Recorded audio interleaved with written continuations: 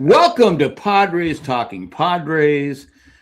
Two fathers are here.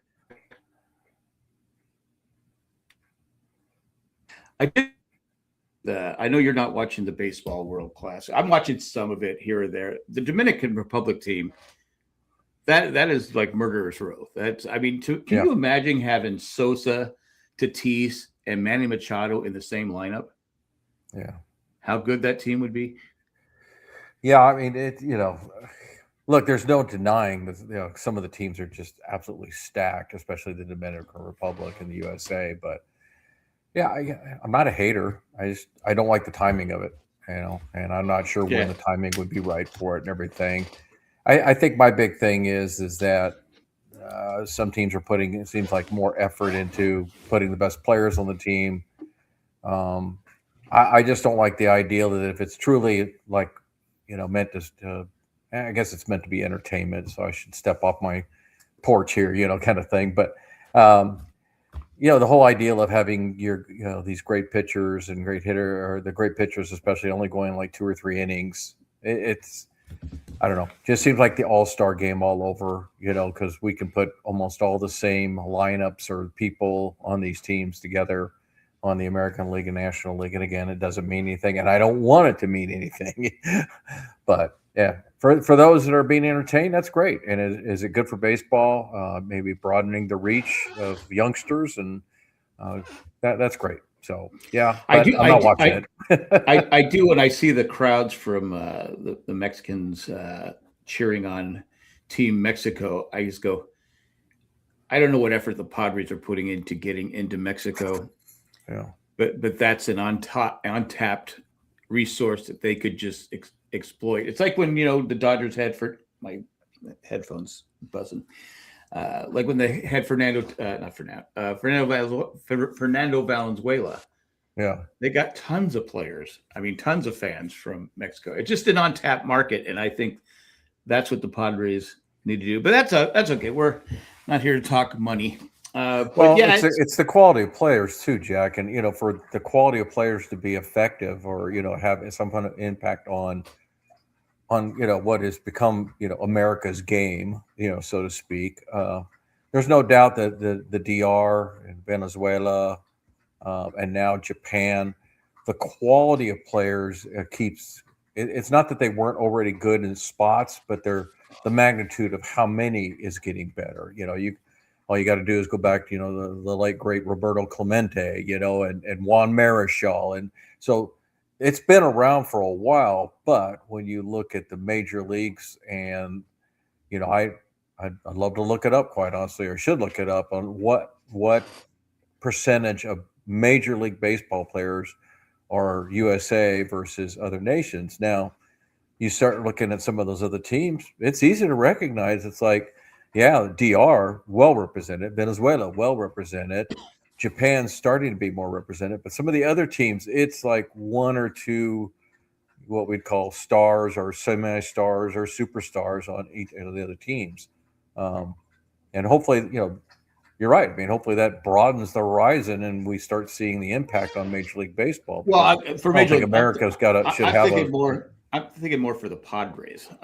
I'm thinking money to right. be made, in that region. But again, like you said, I didn't even know Italy played baseball. So Yeah. I was like, I go, wow, they just beat the U.S. And they beat Mexico yesterday, which helped the U.S.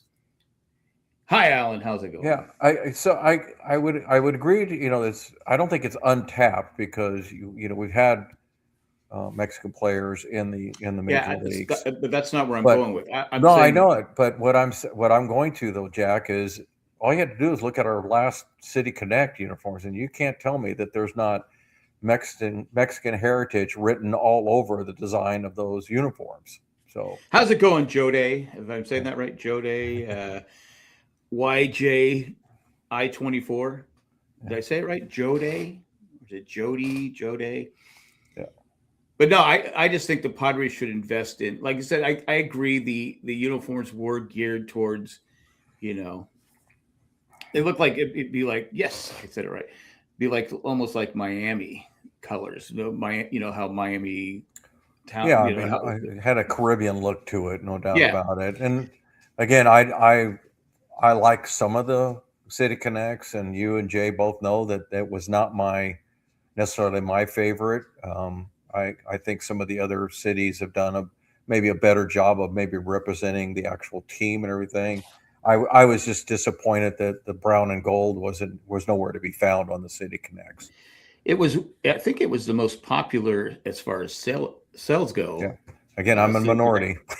Yeah, I'll be honest with you. At first, I didn't like it. I go, "What are we doing here?" But then it just kind of grew on me. It just did we already give you a shout out, Jody? Come on, man. Taking over the show. Yeah. Yeah. Anyway, so again, I like to see the Padres maybe invest down there, and just anyway, that's just me trying to think of ways. I'm always thinking of ways the Padres can make more money. How could we get more money so we compete with the evil empire up north? Well, it's a TV deal. I Yeah. mean, you're selling out the stadium 81 times. You can't do any better than that. Your merchandising has gone through the roof with guys like Tatis and Machado and now Jackson Merrill, and I don't know how much more of that you could get, but the TV deal is. I mean, that's really the biggest difference. Well, that and the fact that the Dodger Stadium holds about 15,000 more people, so I wouldn't. I know it's revenue, but I wouldn't want to upscale Petco. We saw what happened when they did that with Jack No. Murphy, Petco's and fine the way it is. it's just god awful when you have 60,000 seats, and it doesn't seem like a baseball game Well, anymore. well, Qualcomm or whatever we want to call it went to 73,000 Yeah, seats, and let's face just it, too much. Yeah, even for the football, there was a lot of bad seats. Like the lower seats were terrible. I mean, I don't know if you ever sat down low, but those you couldn't see anything. You went couldn't. to All one you saw were Charger the game in players. my life, so Okay, but you couldn't see anything, and there was other seats that were great. But anyway, I think we're both retired, so there you go, Joe Day. But again, yeah, I would. Petco is one of the most. It's one of the best places to watch a game. It's a lot of energy going on, and it's every seat is great. So I personally wouldn't want to see them do what they did to San Diego Stadium, which yeah. wasn't a great baseball stadium anyway, Well, or football it was not stadium. intended to be a baseball stadium. I mean, it But was it, built it to be a wasn't even football it stadium. wasn't even good for football either, to be honest with you. Well, Again, I think originally it was. I mean, it had the shape and everything like that. But again, but that's again, the seats down low, you couldn't see the game. So yeah, yeah, yeah. So that was so that then. This is now. We have one of the most beautiful ballparks in the nation. yeah. I've got a couple that are right up there with it, but yeah, I love going to Petco Park as far as um, the views and the seats and all that kind of stuff. So. Um, so let's get some news. I guess you probably read that Hoeing went on. He's going to have surgery and he's going to be out for the year. I did not see that. Yeah, just I've happened I've, I've today. been I'm retired, but I was nonstop all day today. Yeah, so he's going to have surgery and he's going to be out for the whole year. Well, why didn't he have it in the off season? Well, because I think it became a problem during spring training. So, Okay, so Hoeing is yeah. gone. That's why we haven't seen a lot of him. Okay, I was No, and wondering. then of course Waldron will not pitch probably until maybe the end of spring training. Musgrove's being given rest, and they're defining it as we want him for the whole year. We're going to bring him around really slow. The good thing which makes is sense, and we got 8 games in the first 11 days, so we have 3 days off. An article I read the other day said that the Padres, without messing with people's days of rest, normal days of rest, could pitch a 4-man staff the first 8 games. So there's no reason to have to bring them. And quite honestly, I think we touched on it last week.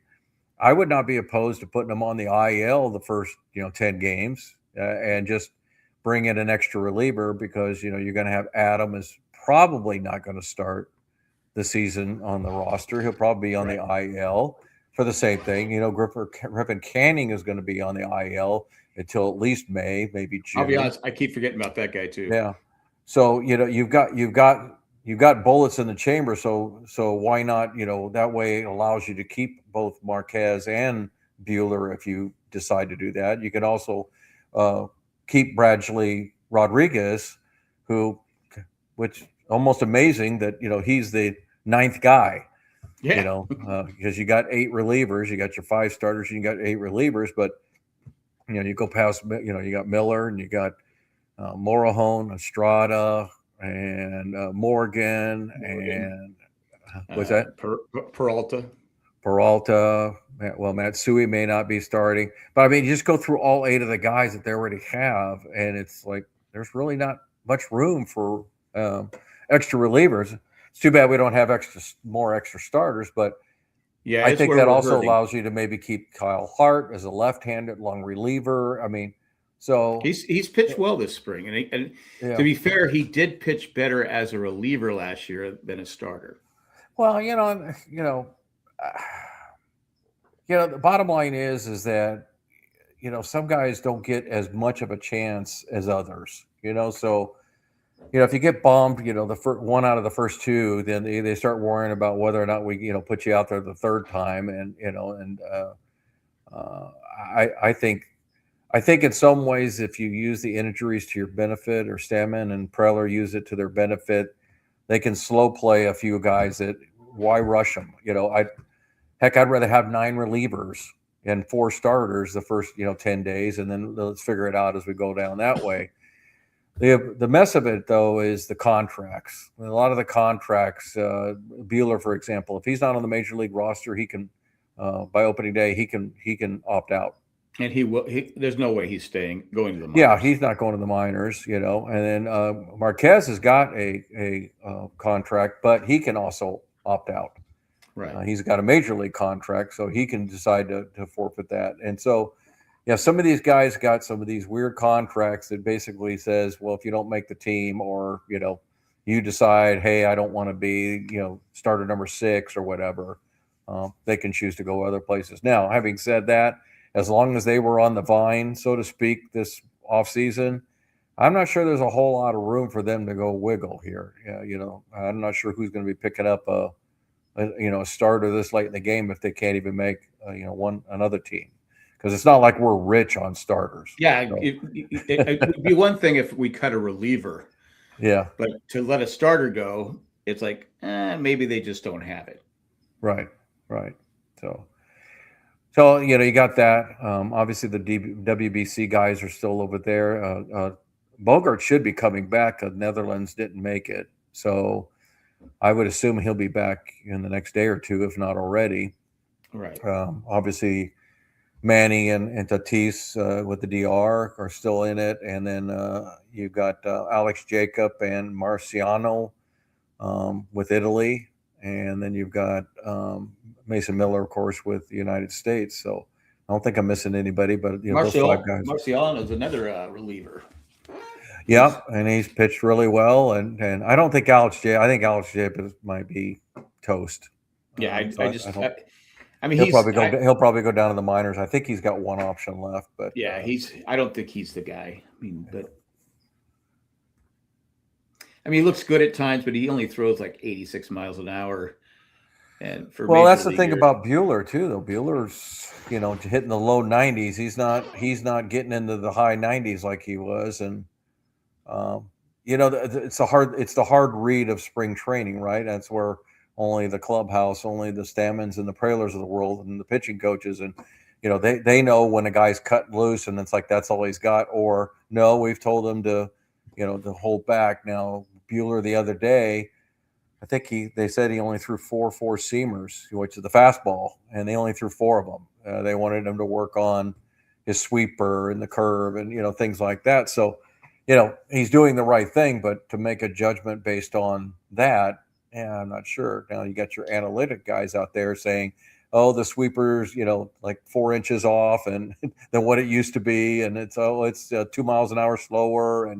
But I'm not sure you can use that, because I think that's what they do in the backfields is, a lot of measurements and like, okay, what's the Right. spin rate? What's they doing? But in the game, I don't think that they're necessarily going to showboat that. No. And if he's just throwing certain pitches, it seems like the two starts he's had that I've seen, he's had what, 2 strikeouts and then 4 in the other game. So he had 6 strikeouts. Yeah. I always like to look at the strikeouts in spring training, and because I know they're not throwing their best stuff. So Yeah. we'll see. I mean, there could be a trade in the works too for another starter. But again, I think it's hard to trade for a starter at the start of the year because, again, I just don't see anybody having extra starters they're willing to give up. Like, everybody's looking for that 4th, 5th, 6th starter, and so that's more of like a trading deadline kind of thing that, if you're in position, and, a lot of people have even said that, well, come the trading, deadline, that's, you can get Mason Miller, like, hey, what can we get for him? And obviously, and you got a couple of the relievers that are going to be at the end of their contract. Jason Adams, I mean, this is his last year, I believe, and you got a couple others. It's like, well, if you're not going to sign them long term, then get something for them, and that may happen even if they're winning or losing. So. Yeah, with Preller, there's going to be something going on. If we're in it, there's going to be something going on at the trade deadline. He's at 100%. Yeah. Yeah. So I'm not worried about that. It's not like years past where they would trade for some. I wish I could remember the guy's name. It's back like 20 years ago. They would trade for this guy. And I was like, why do we keep trading for this pinch hitter? Anyway. Yeah. Well, I mean, let's face it, us old Padre fans, we remember guys like Adrian Gonzalez being traded, and and just breaking your heart because Jake Peavy being traded, and it just killed you. The decimation of the '98 team. Right after we get the stadium, and yep. And all of a sudden it's like, oh, well, there they go. Yeah, there they go. Yeah, there they go. So. Wow. Anyway, yeah. So I saw. Did they play today? I don't even know if they played today. Yeah, I was out and about myself today. Today was golf day, so I literally got home a couple hours ago and have been catching up on household chores and things along that line. So let's see. Was not as prepared as I normally like to be. Actually, they're playing right. They're playing right now. Oh, they're playing a night game against Kansas City. It's the top of the first, and I don't know who's pitching, but it's not starting out good. It's 2-0, no outs with runners at first and second, and the pitcher is Marquez. And that's first couple of runs he's given up too. Okay, yeah, he's got a 9 ERA. So anyway, well, that's for today, yeah, but yeah. So we shall see. Yeah, I don't know why my background lights are flickering because I'm looking right at it and it's not flickering, but hopefully it's not too disturbing. It's not bugging me. Oh, actually, it's going light dark. Yeah, I don't know why. I got my background light right in front of me and it's not changing. Your house is possessed. It's haunted. It's possessed. Yeah. But I have an interesting contest at my local golf club. It's due actually about a week from today. Having a contest on to guess the starting lineup for the Padres on opening day. Oh, really? Yeah. Yeah. And what did you guess? I have not guessed yet, and I was telling my buddy up at my casino buddy Michael, and I said, they're making it's tough this year because a lot of our players are playing in the WBC, so we've gotten a glance at about 3 or 4 different lineups as far as the big guys. So, we know that Simon's probably just toying around and, trying to figure it out. But when you don't have Tatis and Machado and Bogarts there, can you really read anything into the tea leaves, so to speak, So, right. Because they had Jake leading off, a couple of games ago. And then, I think he's leading off tonight, too. Yeah. So, and I'm not going to make a whole lot out of it because, where these guys at, guys are gone, what are you going to get out of it? But yeah, I'm still leaning towards Bogarts leading off and Merrill and then Tatis and Machado. I just, and maybe that's just my vision of what the lineup should be, whether or not that's, what it's going to be. But for that opening day lineup, obviously you're going against Tariq Skubal. And, I think you're going to see Castellanos in there. I think you're going to see Andujar as the DH, Castellano at first.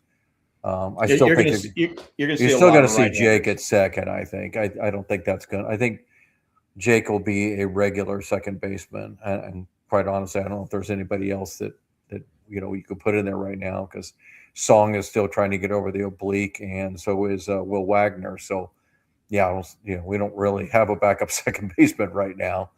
I think Lariano on left and Jackson obviously in center and Fernando and right, and of course for me catching. So I think in my mind I've got the players that are going to be in the opening lineup. Now it's a matter of trying to figure out where they're going to go. Yeah, because it's cool. Well, we just need to tell him it's still the WBC and he won't pitch. Yeah, there's a lot of controversy on that, but you know what? The guy said it before he went, and he, I don't blame him because I think it's I'm not stupid I'm to play I'm all not these tear games I'm and not pitch all these games. I'm not tearing up my arm Yeah. and losing out on. I mean, it does come down to money, and I'm not losing out on. I'm Well, not and losing the out fact on. of the matter is with pretty much everybody, they've all been holding to 3 innings. So I don't think he did anything different except for he just said, "Hey, I'm going to go back."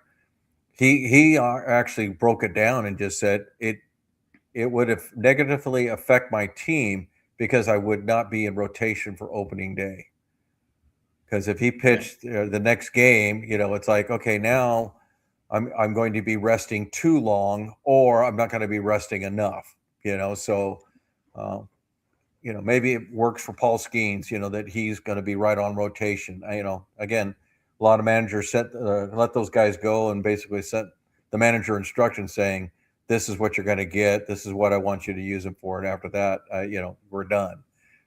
Same reason you don't see a lot of relievers coming in mid-inning. They're basically like, you're pitching one, you're pitching two, and that's it. But the one thing about opening day starters, when you go back in the day, of course, there were complete games and guys pitching 8 innings, but nowadays that doesn't happen nearly as much. Usually, we're going to get lucky because we only have to see Detroit once.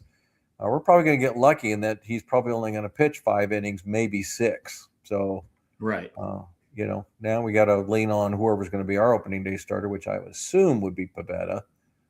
I could be wrong. It could easily be Michael King too, but let's see. Yeah. Let's see. But it'd be nice to shut them down while we're being shut down. And who's to say that Scoobo might be a little off that day, and maybe we just jump into one and get a 2-run homer or something like that. Yeah, because how much work has he had, during this WBC? I mean, he's only gone a couple innings. Is he pitching? I mean, he's doing his regular routine. I guess he would be. Yeah, they're all. If everything I've read, Jack, everybody's doing their regular routines. It's just trying to mesh it with what they need out of the WBC. So, the thing about this is it is well planned. So they knew in the winter, which guys were going to go, and okay, so let's start them. I mean, it's the same reason Stammen gave Fernando and Manny and Bogarts more at bats early in the spring training, and because normally they get their one at bat and go bye, but he gave them a couple of games where they were getting 3 at bats and get them better prepared. I'm sure all these managers are chomping at the bit to get these guys back, though. They're going to have a week unless if they're in the finals, it'll only be a week. Everybody else will come back a day or two earlier because it's over Monday. So Monday will be the championship game, and then of course that's 10 days before the opening of the season. So Okay. But I know for the Padres, I think they play their last preseason game like on Monday, the next Monday, and then I think they have Tuesday, Wednesday off, and then they play. I don't know if it's one of those. I know in years past, I don't see it on the schedule, but years past, sometimes they would play like San Diego State a game, something more just kind of throw the ball around and kind of keep warm and all that kind of stuff. And good thing for Padres, they get to start at home this year. So, that's always a nice thing. So. Yeah, usually they start on the road, which I would always start games in March. I would start them on the West Coast, where it's going to be probably warm. Saying it for years. Go to the warm winter city, warm winter cities as much as you can, or the domes. You know, Yeah. go to Toronto. You know, if you got to go back east, and go to Florida. You know, but now I don't like that well, I don't like that we're starting with an American League team. Not that it's a big deal. But I will say this: I've always argued, you know, I'll turn it to football. Me and my son Aaron, we've always talked about this. Why do they always start with division games right off the bat? Now, football, it's even worse because you only play 6 division games, and I hate it when you open with a division game because you're like, it's the first game of the season. It means too much to have it the first game of the season. Play some non-conference games, to start. Have everybody start with 3 non-conference games and get them out of the schedule. You know, I know the Chargers last season, their first 3 games were division games. Mm-hmm. Now, luckily, they won them all, but you know, in years past, you know, if you're behind the 3-0 team, it's like, well, good luck, you know. Yeah. But I'm glad they're starting at home. They get 2 series before they go on the road. The only thing is that I also like to look at the schedule and see where they're going to be at the end of the season, because there's nothing better than having maybe 9 out of your last 12 games at home. You know, I've been meaning to look at that. I'm going to bring it up and take a look at it, because I know in years past it sucks when you have to go to like Arizona or something like that, and the last week of the season. And let me see where I got to bring it up here real quick. Regular season schedule with the second half.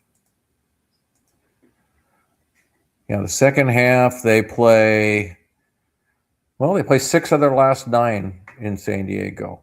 No, that's not bad. Yeah. Against who? Well, let's see. So kind of go with the last 5 sets of games, 5 sets of games. They play at San Francisco 3, at Colorado for 4. Then they come home and play Miami for 3. Then they're at the Dodgers for 3, and then versus Arizona the last 3. So I swear we played Arizona the last 3 games like 5 years in a row. So our last 6 games against the Dodgers and D-backs. Yeah. And that could be for the playoffs.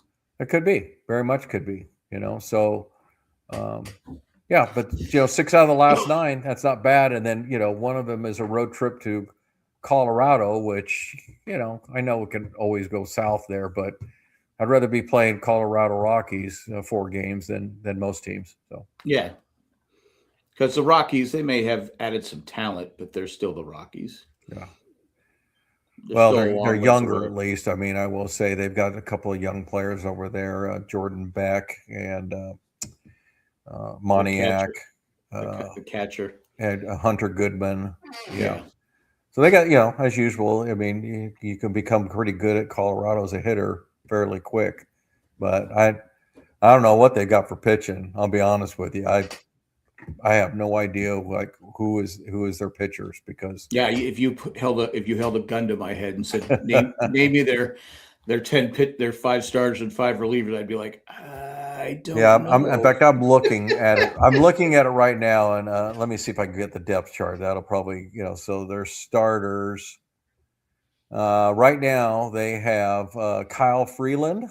Okay, Kyle Freeland, yeah. Michael Lorenzen, he's new.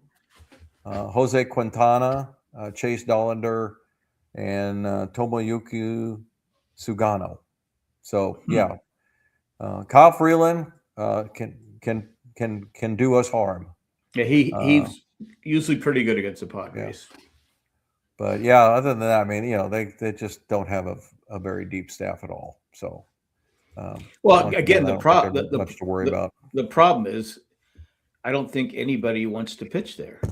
I mean, it's been a problem since they opened up. I mean, they did sign. I remember back in the day, they signed Hampton to a huge contract. And Hampton, Houston Astros, He ended up tearing up his arm, so he was useless. But I just think the stadium is the outfield is too spacious. I mean, forget about the home runs. The outfield's too spacious, and they just wear down. I've said for the longest time, if they really wanted to change things up in Colorado, you squeeze the outfield, make it because they did bring in the humidifier, the legal one, which helped. which helps the home runs. But I agree with you. The outfield is just so spacious. You basically get a lot of doubles and triples there Yeah. because of that and everything. But And yeah, we I mean, and but today's a lot of hitters don't want to come to Petco because the ball doesn't fly. yeah, So I that's mean, true. every ballpark's got its thing. You can, there's not a ballpark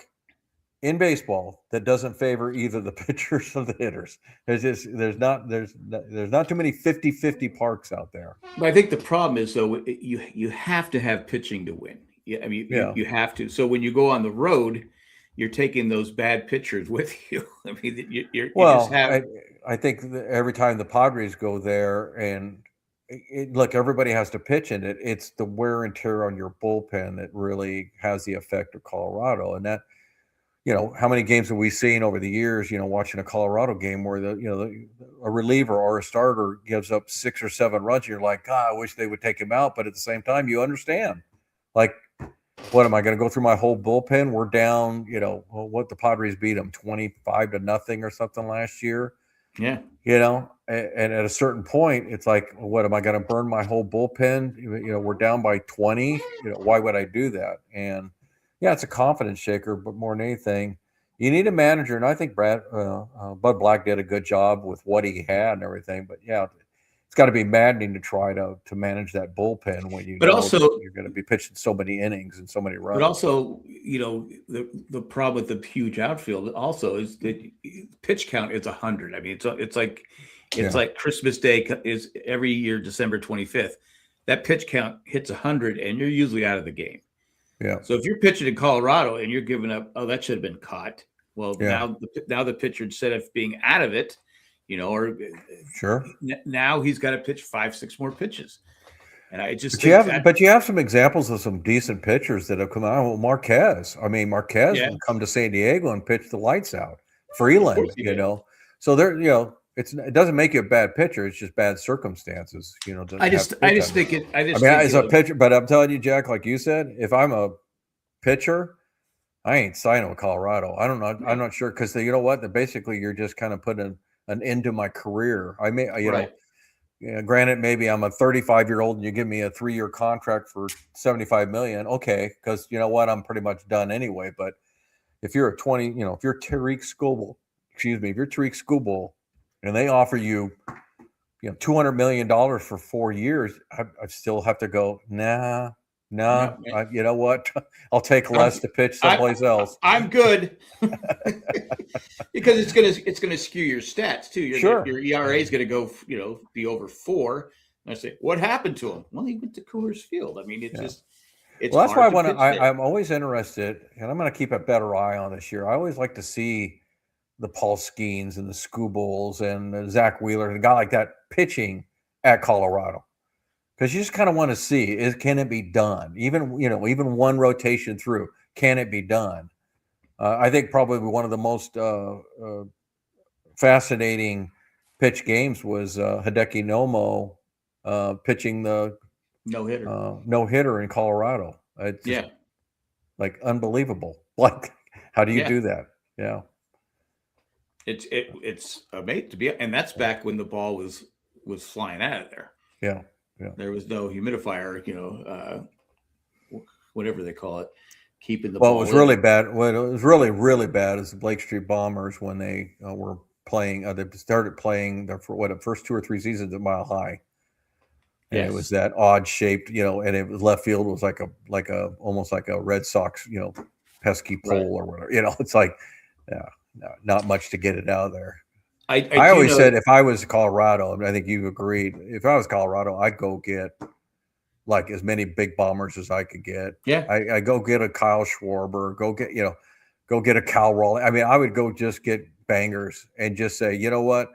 It's going to be a softball game every day. You know what? We're going to try and score 10 runs so that we can hang on to win a few games. I truly think that's what they're should be doing, but they got a bad owner. But another problem too with Colorado is Major League Baseball is trying to make the games faster. In the games, with the pitch clock and stuff like that. Now, probably Colorado. The reason I don't like watching the games, I go, because the game could be. It's like 4 hours later. It's like the 7th inning. You're like going, oh my God, will this game ever end? And if we're losing, I'll be honest with you. I'm like going, all right, I got to go to bed. I'm Well, sure we I can mean, come back, but I got to go to bed. some people argue. I'm kind of a pitcher kind of guy. I think there's nothing better than like a 4-2 or 4-3 game. I just think that there's a kind of a definition that runs actually means something and everything. But Yeah, every once in a while, man, I like getting I a like a little giddy. blowout. I like watching a 13-10 game every once in a while where Yeah. because the ball's flying and everything. So, but I'm not sure I want to do it all the day. But I got to give the Colorado. Spent a lot of time in Colorado, but my last comment, kudos to the Colorado fans for showing up because they still show up even though their owner is disgusting. So, Yeah, they do have a bad owner. And it just shows you, again, I've said this 1,000 times. You look at any sport and the teams that are always finishing in the bottom, it's ownership. yeah, I mean, of course, has a lot to do with it. Let's put it that way. Yeah, I as mean, if you're not putting a product on the team, yeah, again, as a fan of San Diego sports teams, we've seen our share of terrible owners, and it is what it is. We've, like I said, San Diego. Hopefully, this next ownership for the Padres carries the tradition of Seidler, yeah. and just go. Yeah, we want to build something here. We want, and so that will keep it going. But yeah, I feel for those fans because I've lived it. You've lived it. Yeah. Yeah. We know how bad it is when you're like going, oh, there's Fred McGriff. Oh no, he's not here anymore. Okay. Yeah.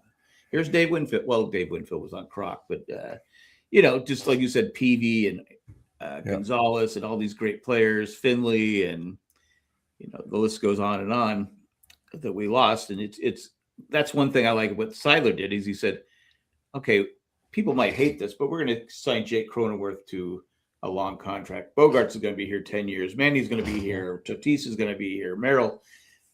That's something that San Diego didn't have in the past. The players were only here for a cup of coffee and then they'd leave. So, well, that's why I kind of get a little bit irritated at Padre fans that are on X or whatever and complaining about, oh, they're not signing anybody and everything. It's like, you do realize we already have the core that Preller has signed. Machado, Merrill, Cronenworth, Musgrove. I mean, you got about 9 guys that represent the team, and they cost money. Like that's already a very large part of your payroll. You can't just go out every year and just spend $300 on a player. You can't do that every year. Like, oh, let's go and get another one. Let's get another one.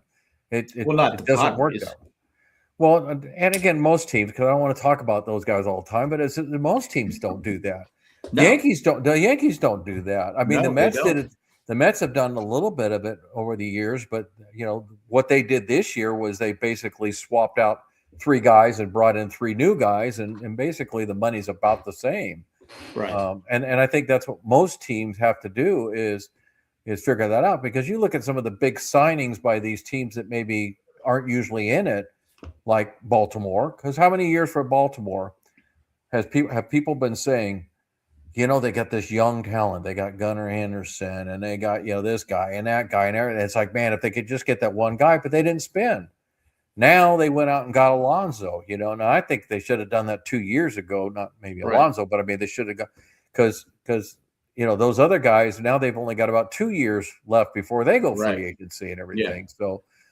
No, I like the Padres method. It took me a while to become a Preller fan. I didn't like the prospect thing, but then I've read some very interesting articles on what that means. And I think we covered them a couple episodes ago about the percentage of guys that, your top 2 or 3 prospects in baseball are superstars. The rest of them, it goes downhill as far as whether they even they become a player of any context at all.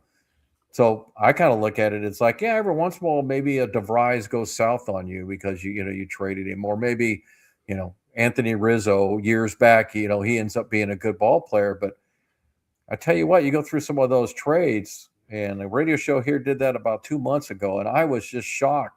He went through every trade over the last 5-6 years of prospects, talking about the prospects, and there's. The best ones are the ones the Padres kept.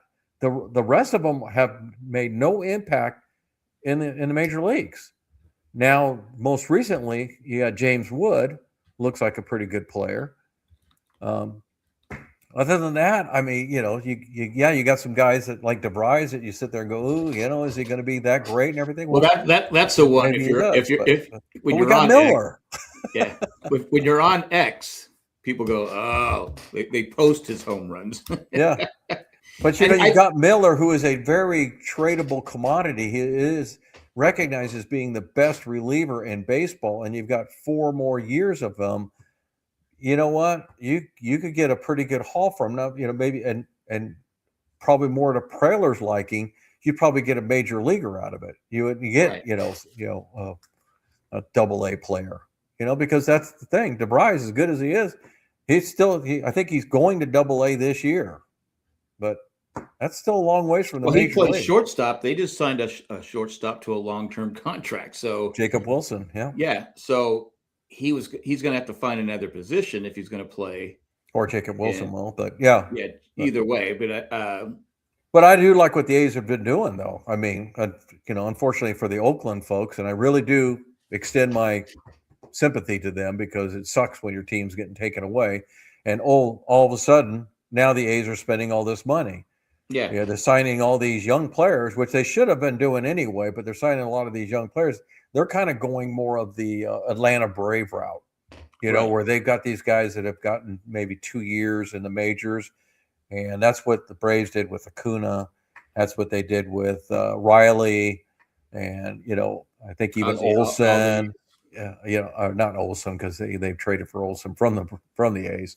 Yeah. But the catcher, Drake Baldwin, Yeah. So they're doing kind of the Braves thing where they're going out and they're kind of taking care of their core. They've got some young studs over there, man. I mean, that team goes and gets some pitching pretty soon. They're going to be something to deal with. It does suck that they wait until after they move. Yeah. The Oakland fans because people aren't. I say it 1,000 times. Nobody's going to pay for crap. Yeah. If you're not putting effort into putting the best product available, and obviously people in Oakland know, okay, we can't go out and compete with like the big market teams, but we could be doing better than what we're doing. You're just trading these guys for has-beens so you can have an excuse to move, which is always the key. Oh, people aren't showing up. So we have to move. And, it just, and they go out and they know another city will, well, say, okay, I think the proof has always backed you up on that, Jack. I know it's not a novel ideal, but you've been talking about that for many years. San Diego is a perfect example. And then I got to say, St. Louis always got credit for like, oh, the fans are coming out. They'll come out in droves and everything. Guess what? Last 2 years, they haven't been good. And guess what? No. They're not coming out anymore. No. So, the product is everything. You can't have stinky teams and people will still come out. There's very few, obviously the bigger cities that'll probably come out, but maybe not in droves, but they'll still come out because, Philly, New York's, the LA's, they're going to come out no matter what. They may not fill the stadium, but they are going to still come out. Yeah. It is funny how thing. You got 6 million people. Yeah. It is funny how St. Louis, but they're very knowledgeable fans, but I think that's part of the problem. They know the team. They don't like the direction the team's rebuilding. And they're like going, because they always, as long as I can remember, the Cardinals were always competitive. Well, the Cardinals have always been, they always seem to get the right free agent at the right time. Right. I mean, they were just so good at it. It's just always brought in the right guy at the right time, Yeah. I remember they got Larry Walker, when he was done with, Colorado, and of course he played with Montreal before that, you just, who was the other, Albert Pujols, they brought him in and they always just seem to get that one guy that made the difference. And there's still a lot of homegrown in them, but they always got, and to me, that's just a smart GM. It's not about just getting a guy. It's getting like, that's the guy that we need that second baseman, or we need that third baseman. And so, we'll see. I mean, they stunk it up with the Arenado trade. So, we'll see what he's got left in the tank. Yeah, that turned For out to be a Arizona. bad. That turned out to be a bad trade for the Cardinals, just because Arenado was making so much money. I mean, he was just making a fortune. Again, Arenado offensively should have stayed in Colorado. Yeah. Well, it just goes to show the again, not talking about the northern folks there, but it just shows you how precious a commodity that big contract is, because if you miss one, it can really, really hurt. If you just you put that 40 million into the wrong guy, you go to football, look at what's going on with Murray, 40 million, Tua, 60 million, all the 210 million dead money, and they're just eating it. Yeah. Well, Miami's it's 99 million in dead money. Yeah. 99 million in dead money that they. I think it's more than that, but that might be the salary cap, but they're actually paying him another 210 million. But towards the cap, it's 99 million in dead money. I mean, either way, it hurts a lot though, because that means that's like, how many guys I can't go sign for the next 2 years until that comes off. I mean, they've let talent go. Yeah, because I don't have any money. It's the difficulty, and that's to me as an analyst in my former work life, that's always the interesting part to me as a GM is they probably got some big board just sitting up there in his office about where the money is, where it's going, who's leaving, when it's coming, and you can get you go to Baseball Reference and you can get it, where you can see all the salaries and the years and stuff like that. But it's a chess game, because for every guy you sign to a 10-year contract, you have to look at it as, okay, so that's 5 years where I'm going to be limited, on what I can sign, because I've got these other 3 guys, or this guy's ending here, and that's going to free up some money. So how much can I pay Michael King to come back? How much can I pay, an extension for Machado, whatever. I mean, and can I, sign Jackson Merrill to, a long-term deal, right. You got to know kind of what you're going to be doing in the next 4 or 5 years. And then you get these GMs that are just quite honestly brilliant about what's coming up the food chain, so to speak. They have to kind of get their fortune teller ball out there and figure out, okay, out of these 5 guys, how guys, scouts, how many do you think are going to hit in the major leagues in 2 years? Because we need some replenishment at this year, and when we go to the draft, we need some more third basemen, because Machado's going to be, gone in 7 years, and so let's start working on that. And I just think it's interesting. Putting together a sports team is not as easy as it sounds. I mean, I'm sure we all think, I could do it, but when it comes to, I mean, it's not one thing for fantasy baseball, because who's good. Well, it's also because the GMs have already done their job, so you're just kind of playing off of what they're going to do. but like you're saying, okay, well, let's see, this guy's done. If we can get another year at him, okay, but who's going to take his place? Is there right? Will we have money because this guy, this team may not sign their first baseman or a pitcher, whatever it is. Who's going to be a free agent in 2028? Yeah, I can't bank on that, so I got to wonder who's this, and and plus in baseball it makes it harder because. Your team may not have the resources to go out and get that guy that you need, because there's another team. Or that team signs him to an extension you weren't expecting. Or they trade him to somebody and now, he likes being there. Yes. There's so many moving parts. And then you got the international money, situation, and, who's going to, what 16-year-old shortstop's going to dazzle us next, Right. No, it's difficult work, and these guys are great at it, and some are better than others. Obviously, that's the ones who win a lot, despite the money difference. Also, you have to have the scouts and the other evaluators have to be talented. It can't. It's just not one. It's almost like running the country. It can't just be the president. It has to be everybody around. Oh yeah, no. Any good company is that way. I work for a pretty big company, and it's like if one department, sucked, it affected, it kind of trickled down to these other departments and made them look bad. I hear rave reviews about the Padres scouting staff. Preller is very quick to give them the kudos that they deserve. You got Josh Stein there, and you got all these obviously really good scouts and everything. Padres have done well in the draft. Obviously, they've had people to be able to trade. So people want what we got. Right. Even though we may be down. Excuse me, we may down to more of a first and second year players now. You get guys like Schoolcraft. Well, kid's 19 years old, and he's probably going to pitch at high A this year. So you're still probably 3 years away from even entertaining the fact that he's going to go to the major leagues and everything. Well, I think that's the one thing that I always wish, because remember Kevin Towers, of course, and it used to aggravate me because Kevin Towers drafted pitching. I mean, and I remember back then we were so hungry for a hitter. It's like, okay, Tony Gwynn is getting old, and can we get some young people, to come up through, the system, and obviously we weren't thinking. And he always said, well, you can always trade pitching for hitting. Well, we never did, because the pitchers would blow out their arms by the time they got to the major leagues, or they didn't pan out. And I think there's something to that. That's why I'm very not one-sided as far as who to go draft.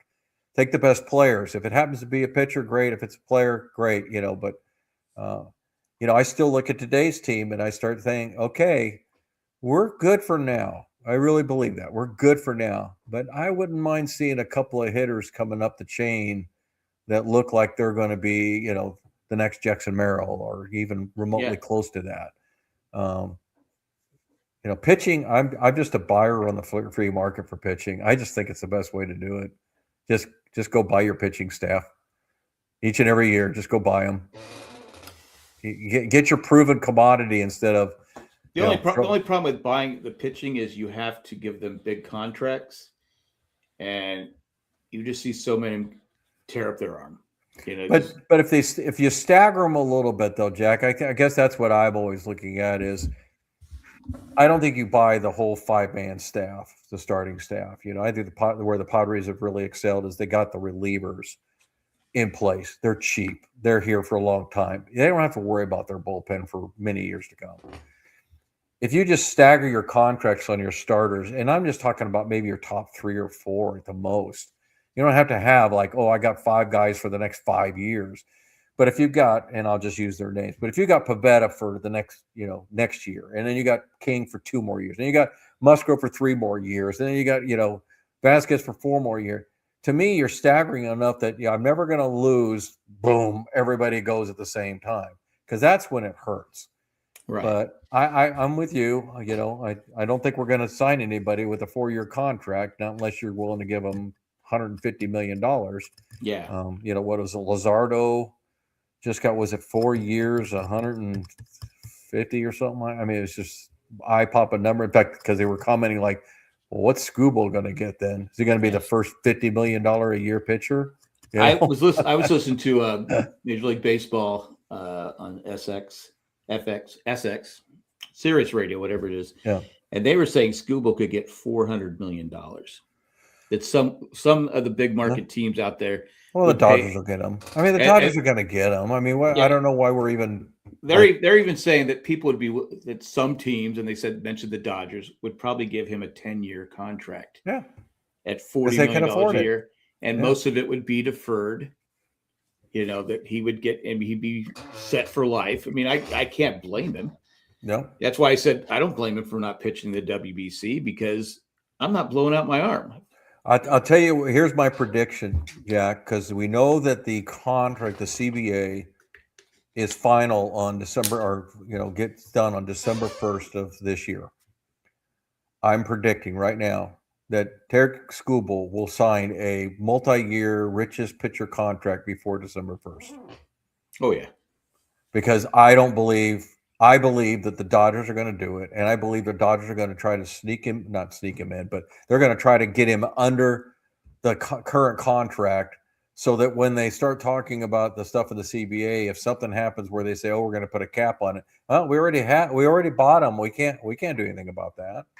Yeah, I totally predict he will sign. I also think right now they're doing it just to say "F you" to everybody else. No doubt because about it. That's They just their basically attitude. they've already basically said it without saying F you. They've Yeah, basically been saying we're going to continue to do this. We don't care what people think about us. yeah, We don't care. We're going to put the best team out there. Our fans deserve it. yeah.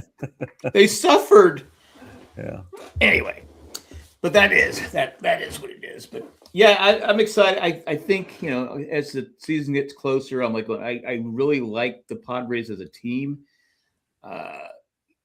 Obviously, we're playing. I gotta believe we're playing for second place because I just don't see how we could compete all season with it. I mean, anything. I mean, last year we were 3 games out. I don't think it's going to take much to throw an upset in there. I don't think it's going to take some like miracle. I think if this team plays to what I mean, I look at our lineup. We don't have Shohei. Okay, we don't.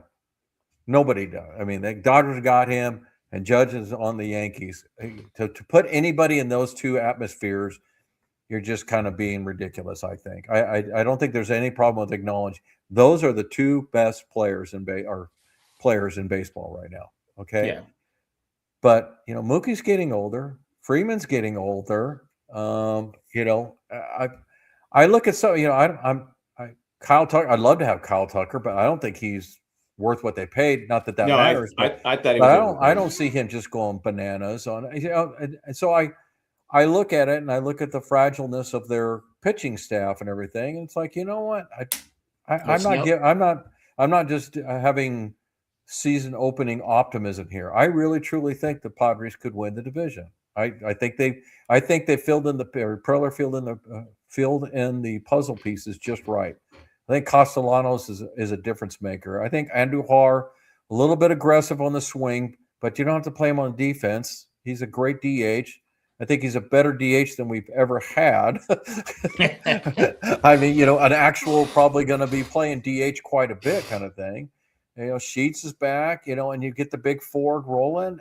For me, at catcher, I think a lot of it, obviously, just like every team in baseball, hinges on the starting pitching. If we can stay healthy, that bullpen's going to carry a lot of games like it has for the last however many years. If we they can get keep 5 us, innings, if they can keep us in the yep. games, 5 innings. Yeah. You got 8 guys in the bullpen. You pitch 4 of them one day, and you pitch 4 of them the next day, and you kind of run them out there, and we'll see. So next week we will probably know a little bit more about the roster. We'll be getting close. We won't have the full roster, and then the week after that is opening day, of which I will not be here. Oh, you're going to be at opening day? I will be in Reno on opening Reno. Day. I'll be watching the game, but I'll be in Reno watching the game. So, Reno. Yeah. All right. So we'll have a full week for me to get in there and discuss what's going right and what's going wrong so far. All right. Yeah, there we go. All right. I think that about wraps it up. I don't think I was for those listening, not our really traditional Padres talking Padres. We went a little bit broader than usual, but hopefully we kept you had to kind of expand it because it's spring training. Well, it's spring training. Yeah, I mean, what are you going to talk about the games? Who's doing what? It's really meaningless. They're going against AA pitchers sometimes, and AA hitters sometimes. So, but I'm excited. AA fans. I mean, we're AA fans. So what are you going to do? What are you going to do? All right, Jack. We will catch you on the next time. We'll be here next Thursday, maybe a little sooner, a little earlier. I did this because I thought I was going to. It's a long story. Yeah. Anyway, take care. Thanks for everyone who joined us on Outdoor Kid. What is this about? I just noticed that. Yeah. Well, it was about 40 minutes ago. So. Sorry. Hopefully you found out. Kid. Yeah. This is about baseball. Anyway, that's all we got. Take care, everybody. Bye-bye. Goodbye.